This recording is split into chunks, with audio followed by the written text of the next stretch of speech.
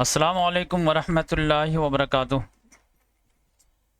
आज इंशाअल्लाह मैं आप लोगों को एक अजीम शख्सियत के बारे में बताना चाहता हूँ मुख्तसर में। उसका नाम है सिकंदर आज़म, अलेक्जेंडर द ग्रेट। तो उसके बारे में हम लोग बहुत कुछ जाने हैं, और कुरान में जो जुल्करनैन के बारे में है तो पहले लोगों को ख्याल था कि इसी के बारे में है, लेकिन कुरान में जो कैरेक्टर बयान किया गया है जुल्करनैन का और सिकंदर आज़म का, तो फतूहात में तो कुछ मैच खाता भी है, लेकिन अखलाक किरदार में वो कैरेक्टर नहीं है। तो फिर लोगों ने जो तहकीक वगैरह जारी रखे तो मौलाना अबुल कलाम आज़ाद ने जो है फ़ाइनल जो है वो काबिले समझे कि तकलीद या तहसीन रिसर्च पेश किए कि जुल्करनैन से मुराद जो है वो साइरस आज़म है, और समझिए कि ये सिकंदर आज़म नहीं है। तो आज मैं आप लोगों को जो है साइरस आज़म के बारे में बताया था, तो मैं सोचा कि जो है सिकंदर आज़म के बारे में भी जो लोग कंफ्यूज हो गए थे शुरू में, तो उनके बारे में भी बता देता हूँ। और इन दोनों का रिलेशन ये है कि साइरस आज़म ने जो अपनी सल्तनत कायम किया था वो समझ जाइए कि 550 में कायम किया था, 550 बीसी में, और 530 में उसका इंतकाल हो गया था, यानी 20 साल वो हुकूमत कर पाया था। तो उसको पर्शियन अम्पायर कहते हैं, और समझिए कि पर्शियन अम्पायर का बानी भी उसे कहा जाता है। बहुत बड़ी सल्तनत कायम किया था। उस वक्त समझिए कि रोमन अम्पायर भी कायम नहीं हुई थी, उसकी लड़ाई जो होती थी वो ग्रीस से होती थी, ग्रीस एंड पर्शियन अम्पायर की लड़ाई होती थी। तो पर्शियन अम्पायर जो है 3 हिस्सों में है। तो समझिए कि सिकंदर आज़म ने जो कायम किया था, तो इसका खात्मा जो हुआ है वो समझ जाइए कि 330 में हुआ है, 550 में और 330 में, तो यानी 220 साल इसके जो है सल्तनत चली है पर्शियन अम्पायर, जिसको जो है अखामानित अम्पायर भी बोलते हैं। तो इसको ख़त्म किसने किया था? इसको ख़त्म ये सिकंदर आज़म ने ही किया था। तो यानी यह साइरस द ग्रेट की सल्तनत को ख़त्म किसने किया? अलेक्जेंडर द ग्रेट ने। तो इस वजह से दोनों का जो है ताल्लुक़ बन जाता है। अब तफसील से अगर कभी पढ़ाने का मौका मिला तो मैं आप लोगों को पर्शियन अम्पायर बताऊंगा। आज तो सिर्फ बानी के बारे में वो भी मैं जो है मुख्तसर में बताया था। पहले मैं सबका तारुफ पेश कर देता हूँ, उसके बाद जो है इंशाल्लाह आगे बढ़ेंगे। तो ये देखिए उसकी अर्ली लाइफ है के बारे में है कि अलेक्जेंडर जो है ये अलेक्जेंडर थर्ड है। 2 और हिस्ट्री में आ गए थे। तो Alexander third was born in पेला।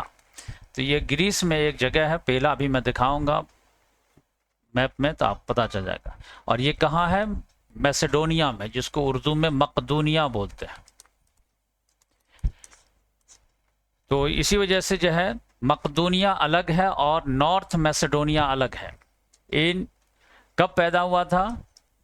356 बीसी में पैदा हुआ था, यानी ईसा अलैहिस्सलाम के पैदाइश से 356 साल पहले। और इसके वालिद का नाम क्या था? किंग फिलिप सेकंड, और इसकी वालदा का नाम था क्वीन ओलंपिया। तो ये आप लोगों को जो है बेसिक मालूम हो गया कि इसके वालिद का नाम जो है, इसके वालिद जो है राजा थे अपने इलाके के, यानी मैसेडोनिया के। उसका नाम किंग जो है फिलिप था, जो सेकंड था, और उसकी वालदा का नाम जो था ओलंपिया था। चलिए अब ये मैं इसके बारे में तारुफ कराता हूँ। ये देखिए 4 तस्वीरें हैं। तो ये 4 तस्वीरें जो हैं, ये 3 जो है समझ जाइए कि ग्रेट पर्सनालिटी ऑफ ग्रीस हैं, और ये चारों को भी ले सकते हैं। तो ये समझिए कि ये है अरस्तु, और ये है अफलातून, अरिस्टोटल, ये नहीं, और ये है सुकरात, और ये है अलेक्जेंडर, सिकंदर आज़म, सिकंदर। तो ये जो है अरस्तु जो है ये इसका उस्ताद है, और अफलातून जो है इसका उस्ताद है, और सुकरात जो है इसका उस्ताद है। तो सुकरात अफलातून का उस्ताद है, अफलातून अरस्तु का उस्ताद है, और अरस्तु जो है वो सिकंदर आज़म का उस्ताद है। तो सिकंदर आज़म के जो वालिद थे वो समझ गए थे कि ये मेरा बेटा जो है काबिल बेटा है, और क्वीन जो थी ओलंपिया उससे बहुत मोहब्बत करते थे, क्योंकि उसके कई बीवियां थी, लेकिन पहला लड़का जो पैदा हुआ था वो उसी के बतन से हुआ था, लिहाजा उस बीवी को भी बहुत मानता था, इस लड़के को भी बहुत मानता था। अब जब ये लड़का बड़ा हुआ तो इसने सोचा कि जो है काबिल लड़का है, होनहार बिरबर के चिकने चिकने बाल, तो इसको बेहतरीन टीचर से पढ़वाता हूँ और डेडिकेटेड करके पढ़वाता हूँ। तो 13 साल की उम्र में समझ जाइए कि इसको सिकंदर को जो है अरस्तु के पास जो है पढ़ने के लिए भेज दिए। तो इसने जो है समझिए कि 13 साल की उम्र से जो है पढ़ाना शुरू किया, तो पूरा जो नॉलेज ही उड़ेल दिया है, तब जहांगीरी जहां बानी सब कुछ सिखाया उसको। अब इत्तेफाक की बात क्या हुई कि जब 20 साल का ये हुआ है तो समझिए कि 356 में ये पैदा हुआ है, तो अगर 20 साल निकाल दें तो कितना हो जाएगा, 336। 336 में इसके वालिद का जो है कत्ल हो जाता है, कोई कत्ल कर देता है, और कातिल का पता नहीं लगता है कि किसने कत्ल किया है, यानी किसने कत्ल करवाया है, कातिल को मार दिया जाता है, तो इस वजह से पता नहीं चलता है कि किसने कत्ल कराया है। तब उसके बाद जो है लड़ाई होती है कि कौन गद्दी पे बैठेगा, तो बहुत सारे लोग थे, लेकिन ये भी 20 साल का हो गया था और ये भी काबिल लड़का था, औरंगज़ेब की तरह ही समझिए कि ये भी बहादुर था। तो समझ जाइए कि सारे भाई वगैरह को, जनरल वगैरह को हटा उठा करके खुद गद्दी पे बैठ जाता है, यानी मकदूनिया की गद्दी पे ये बैठता है। तो जिस वक्त ये बैठता है गद्दी पे, तो उस वक्त जो है मकदूनिया की हालत क्या थी वो मैं आपको बताता हूँ। तो वो हालत जो है समझ जाइए कि, तो अब यहाँ पर देखिए, यहाँ से मामला शुरू होगा। ये जो आपको दिख रहा ना, ये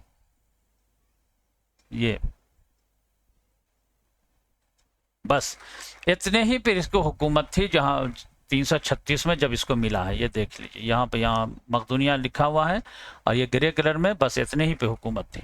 और ये जो इतनी बड़ी सल्तनत नज़र आ रही है आप लोगों की, ये पर्शियन अम्पायर है जो जुल्करनैन ने कायम किया था, तो उसके औलाद दर औलाद जो है अभी तक यहाँ तक आते आते इतनी बड़ी सल्तनत कायम कर लिए थे। ये देखिए 3 बर्र आज़मों पे, यहाँ पे भी थोड़े से इतनी बड़ी सल्तनत थी। ये समझिए बल्कान वगैरह पे, ग्रीस वगैरह पे भी इसी की हुकूमत थी, ये समझ जाइए। आप अंदाज़ा कर सकते हैं, कैस्पियन सी, ब्लैक सी, मेडिटेरेनियन सी, सब सी पे यही छाया हुआ। अब इसको जो अरस्तु ख्वाब दिखा देता है, कहता है कि नॉन दुनिया जो भी है सब फतेह होना है। तो यहाँ से मामला ये समझिए कि शुरू करता है, और सिर्फ 20 साल की उम्र में। हम लोग कहते हैं कि 40 साल का कुछ नहीं कर पा रहे हैं, और ये 20 साल की उम्र में कह रहा कि यहाँ तक जो है मैं फतेह करूँगा। अभी अमेरिका वगैरह का तो दरियाफ्त ही नहीं हुआ था, जो सामने दिख रहा था वही है। तो अब यहाँ से आगे बढ़ेगा, और ये देखिए, तो शुरू में जो है ग्रीस की जब हुकूमत थी, ग्रीस अम्पायर हम लोग जब पढ़ते हैं तो वो समझिए कि इतना बड़ा था। लेकिन अभी इससे पहले का मैं जो दिखाया आप लोगों को, ये देखिए ऐसे जो है ग्रीस के अम्पायर थे। तो इसकी जो है वो समझिए कि जुल्करनैन वगैरह के ज़माने में इनसे लड़ाई होती रहती थी, लेकिन ये आगे बढ़ते चला जाता था, ये घटता चला गया, बिल आखिर जो है सिकंदर आज़म के टाइम में बिल्कुल छोटा सा मिला उसको। तो ये जो है कभी ग्रीस अम्पायर जो है वो अपने उरूज के ज़माने में ये इतनी बड़ी होती थी। ये आप लोगों को बता दिया मैं। अब यहाँ से जो है वो आगे बढ़ेगा, और देखिए 12 साल की उम्र में वो कहाँ से कहाँ पहुँच जाएगा कि दुनिया हैरान और परेशान हो जाएगी। ये देखिए, तो जब ये बना है तो ये समझ जाइए कि ये मकदूनिया जो है इतनी बड़ी थी, बस इतने ही पे इसकी हुकूमत थी। ये पेला है, यहीं पर जो है वो ये इसकी पैदाइश हुई थी, और ये सब जो है छोटी छोटी रियासतें थी, इसके दौर में वो दूसरों की हुकूमत थी। तो पहले जो है यहाँ पर इसने कंसोलिडेट वगैरह किया, और उसके बाद ये जो है दुनिया को फतह करने के लिए निकला। तो ये देखिए यहाँ से मामला शुरू होता है और ये बढ़ता चला जाएगा। तो ये पेला से यहाँ निकला है, और ये सबसे पहले ग्रेनिकस को फतह किया है। इसके बाद यहाँ से निकला है, और ये समझिए कि 30,000 की फौज थी इसकी जब निकला, तो गॉर्डियम को जो है यहाँ पे फतह किया। फिर इसके बाद यहाँ आया है, आइसिस पे बड़ी लड़ाई हुई है, इसको फतह किया। फिर इधर नीचे आ गया है, लेबनान होते हुए टायर को फतह किया है। इसके बाद नीचे गाज़ा को फतह किया। फिर ये मिस्र में तो इसको वेलकम हो गया, क्योंकि ये लोग जो है पर्शियन एम्पायर से जो है बहुत ही परेशान थे, नाराज़ थे, तो यहाँ पर आया है।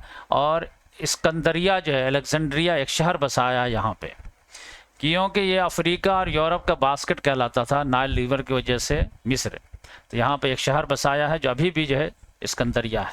फिर उसके बाद ये यहाँ से अमोन, फिर यहाँ से बढ़ करके यहाँ आ गया है, फिर ऊपर आया है और यहाँ आते हुए फिर इधर आया है बेबीलोन वगैरह की तरह, और अराबेल वगैरह को फ़तह किया है, फिर बेबीलोन को फ़तह किया है, फिर सूसा को फ़तह किया है, और फिर यहाँ आया है परसोपालिस को फ़तह किया है। फिर ऊपर चढ़ गया है, एक बाटाना को फ़तह किया है, ये समझिए कि कैपिटल होता था उसका। फिर यहाँ से बढ़ते हुए इधर बढ़ गया है कैस्पियन सी को टच करते हुए, और फिर यहाँ से बढ़ते हुए अफ़गानिस्तान जो है बैक्टीरिया को होते हुए थोड़ा सा इधर भी चक्कर लगाया है, और फिर हिंदू को छूते हुए इंडस वैली रिवर को पार करके समझिए कि झेलम नदी के पास जो है पोरस से लड़ाई हो गई है। सारे राजा महाराजा जो है 16 जनपद थे यहाँ पे, सबको खत लिख दिया आ करके सरेंडर करो और जो है दक्षिणा वगैरह दो। तो एक ने जो है तक्षशिला ने जो है इसको कबूल कर लिया। बाकी अब पोरस जो था बड़ा राजा था, उसने कहा हम लड़ेंगे, तो लड़ाई हुई है उसमें, लेकिन पोरस को हरा भी दिया उसने। और वो तारीख़ी मामला जो हुआ है वो आप लोगों को मालूम है कि उसने जो है सिकंदर आज़म ने पूछा भी, क्योंकि पोरस जो था बहुत डील डॉल वाला था, लंबा तड़ंगा था, ये छोटे कद का था। उसने पूछा भी था कि भाई आपके साथ मैं क्या करने वाला हूँ, घुटने कबल बैठा हुआ था। उसने कहा कि मैं आपसे वही उम्मीद करता हूँ जो एक राजा के साथ करता है। तो उसको माफ़ कर दिया, उसकी सल्तनत को भी वापस कर दिया और कहा कि ठीक है हमारे अंडर में रहना और मैं तुम्हारी जान बख्शी करता हूँ। इसके बाद ये जो है वो सारी नदियों को पार करके पूरा इंडिया फतह करना चाहता था, लेकिन एक नदी पार, 2 नदी पार, 3 नदी पार, ब्यास नदी जो आखिरी है वहाँ पर आकर के इसकी फ़ौज जो है जवाब दे गई कि अब नहीं हो पाएगा हम लोगों से। गर्मी, सर्दी, मच्छर, ये वो परेशान थे। वो लोग क्या मार दीजिए तो चलेगा, लेकिन अब हम लोग आगे नहीं बढ़ेंगे। और ये समझ जाइए कि जब से बना था 336 से, तब से जो है ये मामला चल ही रहा था यहाँ। तो उसके बाद कहा कि ठीक है तो वापस चलो, अब फौज नहीं लड़ेगी तो क्या करेंगे, सबको मार देंगे क्या। तो यहाँ से ऐसे आया है, फिर इधर से होते हुए एक फौज को तो यहाँ पे लिया है, समंदर के रास्ते इधर आया है, और एक जो है मकरान होते हुए फिर इधर से इधर आया है। और यहाँ पर जो है बेबीलोन में आकर के उसकी तबीयत ख़राब हो गई और 323 में जो है उसका इंतकाल हो गया। तो 336 से लेकर के 323 तक, यानी कितना होगा, 12-13 साल में जो है वो पूरा इतना फतह किया, ये समझ जाइए। इसीलिए कहा जाता है कि इसके टक्कर का कोई नहीं है। यानी अगर आप तारीख का तज्जिया करेंगे तो एक आदमी ने इतनी फतूहात में बस 2 ही का नाम आता है पूरी हिस्ट्री में। अम्पायर तो बड़ी बड़ी हैं, यानी ब्रिटिश अम्पायर है और रोमन अम्पायर है, ये सब है, लेकिन एक आदमी इतना फतूहात किया हो, या तो चंगेज़ खान ने किया है, चंगेज़ जो मंगोलिया से निकला था, या फिर सिकंदर आज़म ने किया। तो चंगेज़ खान के बारे में इंशाल्लाह मैं बाद में बताऊंगा। अभी मैं सोचा कि सिकंदर आज़म के बारे में बता देता हूं। तो ये कब से कब तक था, ये समझिए कि 336 BC से लेकर के 323 तक। इसके बाद अचानक इसके जो है वो समझिए कि मैदान जंगी में जो है, हालत जंगी में इंतकाल हो गया। तो कोई जो है वारिस वगैरह नहीं था, तो आपस में लड़ाई वगैरह हो गई, तो काफ़ी जो है बंटवारा वगैरह हो गया, तो बहुत जल्दी समझिए कोलैप्स हो जाएगा। लेकिन आज मेरा जो टॉपिक था वो सिकंदर आज़म के जो है ब्रीफ थोड़ा सा इंट्रोडक्शन आपको करा देता हूँ, ताकि जो है कभी बात हो तो थोड़ा मालूमात रहे। तो फिर इंशाल्लाह जो है कल मैं कोशिश करूँगा रोमन अम्पायर के बारे में थोड़ा सा तारुफ पेश कराऊँगा। जज़ाकल्लाह।